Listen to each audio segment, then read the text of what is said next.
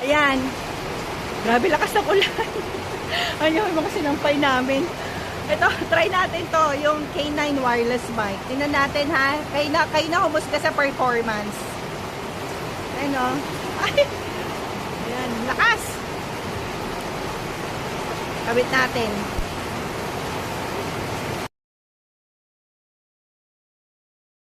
Alright. Ano, kayo na po ang humusga. Okay ba? Nabawasan po ba yung lakas ng tunog ng lakas ng ulan? Ito po yung K9 wireless mic. Sobrang mura lang po nito. Magandang klase na po ito para din po sa mga nag-start pa lang na content creator or anything na pwede nyo paggamitan nito. Maganda po ito. Ilang taong ka nang gamit ito, talaga namang highly recommended. I hope na bawasan yung tunog ng lakas ng ulan.